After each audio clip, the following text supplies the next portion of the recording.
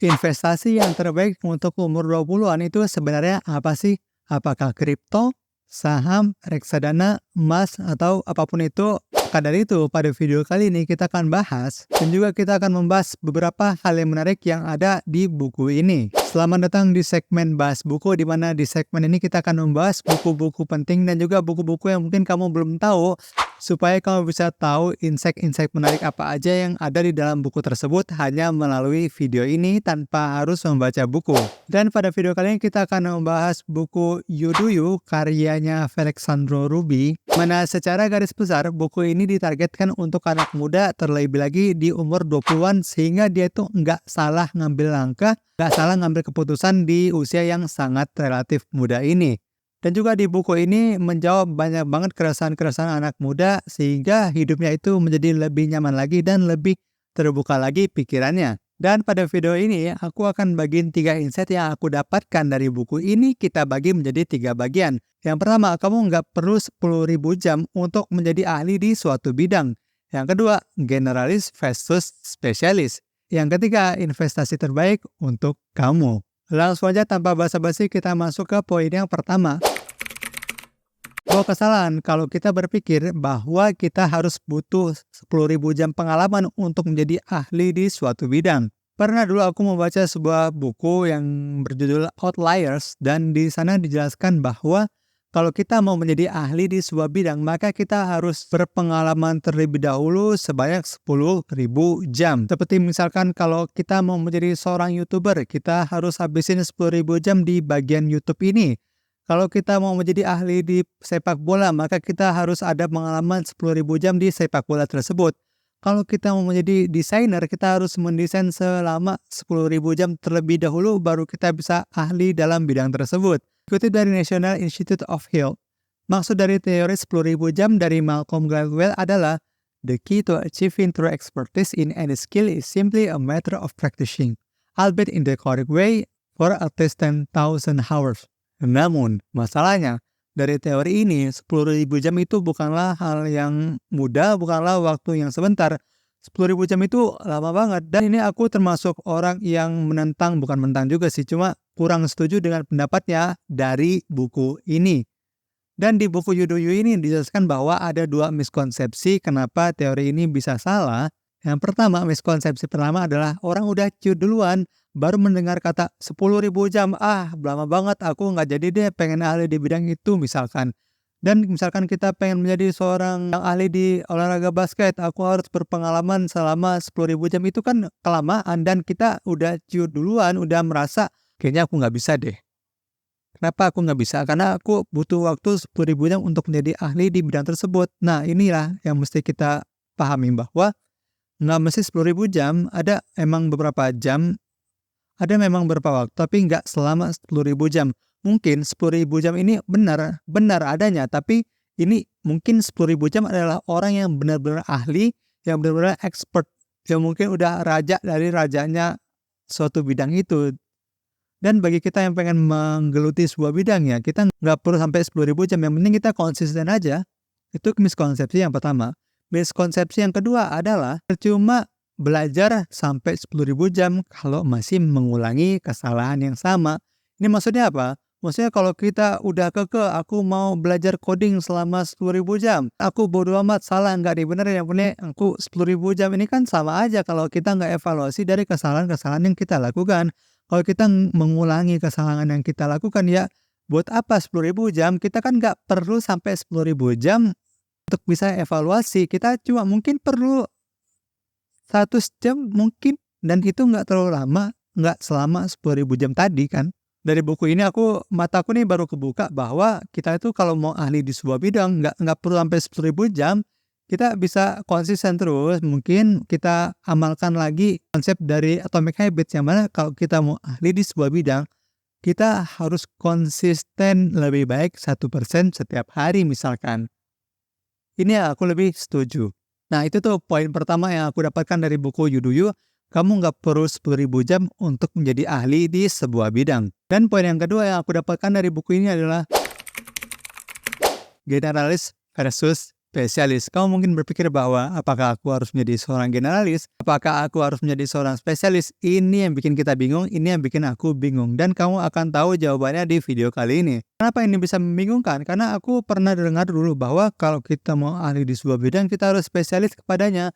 Dan di sisi lain ada perkataan lain juga yang berkata bahwa kalau kita mau ahli di suatu bidang, kita harus menjadi generalis. Kan ini dua-duanya ngomong sama, lalu yang benar yang mana? Namun, kan bagi kamu yang belum tahu generalis itu apa, spesialis itu apa, seperti ada dokter nih. Dokter itu ada dokter yang generalis dan juga ada dokter yang spesialis. Dokter yang generalis itu adalah dokter umum dan spesialis adalah dokter yang fokus ke satu bidang tertentu seperti dokter gigi, dokter jantung, dan semacamnya. Nah, di antara generalis dan spesialis itu ada plus minusnya yang harus kita terima, ada plus minusnya yang harus kita lalui, namun konteksnya adalah kita itu lagi di tahap mana. Dan di buku ini dijelaskan bahwa generalis itu benar, spesialis itu benar, namun tergantung gimana kondisi kita di sekarang ini. Contoh yang tertulis di buku ini adalah, singkatnya, lo perlu menggunakan mindset generalis di fase eksplorasi, tapi ketika lo udah menemukan 1-2 hal yang lo rasa lo banget, go all in. Invest waktu dan tenaga lo untuk menjadi spesialis. Maksudnya apa? Kalau kita masih dalam fase eksplorasi itu seperti kita nggak tahu nih kita fokusnya di mana, kita ahlinya di mana itu kita nggak tahu. Nah, kalau kita masih di fase ini kita jadi generalis dulu. Kita coba berbagai macam hal, kita coba desain misalkan, kita coba coding misalkan, kita coba menjadi YouTubers misalkan, ataupun kita menjadi content creator secara umum. Dan kalau kita udah melewati fase itu, kita udah tahu kita wanginya di mana, kita udah tahu oke-nya di mana. Misalkan aku ngerasa bahwa aku oke di YouTube ini. Aku udah melalui fase eksplorasi dan aku sekarang di fase aku harus spesialis, aku harus tajamin di YouTube ini untuk mengembangkan YouTube ini. Itu. Jadi, tergantung konteks kita bagaimana. Kalau kamu lagi di fase mana nih? Terus di kolom komentar ya. Kamu lagi di fase eksplorasi, di fase generalis, ataupun di fase spesialis. Terus di kolom komentar. Dan itulah jawaban apakah kita harus menjadi seorang generalis ataupun spesialis. Lalu kita masuk ke poin yang ketiga. Investasi terbaik untuk kamu, terutama anak umur 20-an. Dulu aku mikirnya bahwa investasi itu yang terbaik investasi emas, investasi uang, reksadana, kripto, dan semacamnya. Akan tetapi masalahnya, kalau kita fokusnya hanya berpikir investasi itu hanya di segitu doang, masalahnya adalah ada beberapa orang yang belum bisa untuk investasi ke sana karena emang kondisi yang kurang memadai. Seperti kita pengen investasi kripto 10 juta, kita masih belum punya uang segitu. Kita mau investasi emas sebanyak 1 gram, kita belum cukup uang untuk investasi kepadanya. Namun, di buku ini aku tahu bahwa investasi itu bukan sekedar materi, uang, dan uang. Namun, investasi yang terbaik di buku ini dijelaskan bahwa investasi yang terbaik adalah investasi otak, investasi layar ke atas. Maksudnya apa? Maksudnya kita sebelum investasi kemana-mana, kita masukin dulu ilmunya, kita masukin dulu sesuatu di otak kita invest. Mungkin kamu ada yang bingung bagaimana cara investasi otak. Caranya sesimpel kita beli kursus, ataupun beli seminar, ataupun beli webinar, yang mana dalam webinar tersebut, dari seminar tersebut bisa mengembalikan kita, bisa menghasilkan uang di kemudian hari karena kita sudah menguasai suatu skill, kita sudah menguasai hal-hal yang benar menghasilkan dari yang kita belajar dari kursus di situ. Nah, setelah kita udah invest ke otak, udah belajar berbagai macam hal, sudah beli kursus A, B, C, D, dan ada satu kesalahan. Ada satu kesalahan yang sering banget kita lakukan ketika kita sudah invest otak kita. Kesalahan yang sering banget kita lakukan ketika kita sudah investasi layar ke atas adalah kita cuma belajar. Ini fatalnya. Kita cuma belajar tapi kita nggak bisa mengamalkan ilmu tersebut. Kita nggak praktekin ilmu tersebut. Ya, gunanya apa? Kita nggak ada gunanya, kita nggak ada manfaatnya investasi layar ke atas jika kita nggak mengamalkan apa yang kita pelajari. Ini kan sama aja kalau dalam Islam itu kita berilmu tapi nggak beramal. Apa hasilnya? Nol. Kita udah beli buku self improvement, cara biar nggak stres. Kita udah baca cara biar nggak stres, tapi kita nggak mengamalkan, nggak ada hasilnya. Kita sudah membeli kursus YouTube misalkan, tapi setelah kita pelajarin, kita nggak praktekin, kita nggak upload YouTube-nya satu sama sekali, nol hasilnya. Kita sudah beli kursus desain katakan. Nah, dari kursus tersebut kita sudah belajari, tapi cukup dipelajarin doang, nggak ada prakteknya. Ini kan sama aja nggak ada hasilnya.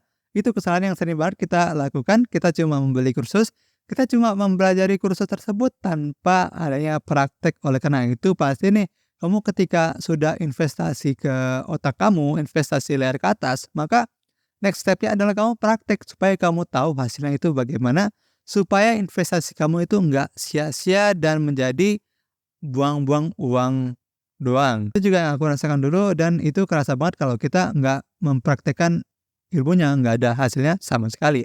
Dan tadi aku sempat nyinggung tentang investasi itu salah satunya kita bisa investasi ke buku. Kita bisa belajar ilmu darinya. Nah, masalahnya ada beberapa dari kita yang mungkin ketika membaca buku itu pengen banget, tapi ngerasa kayak baru baca buku satu halaman udah bosen. Gampang banget bosenan terutama dalam membaca buku. Oleh karena itu, aku udah siapin video buat kamu. Silahkan klik video di sebelah kiri sini ya. Aku tunggu di situ. Bye-bye. Terima kasih telah menonton.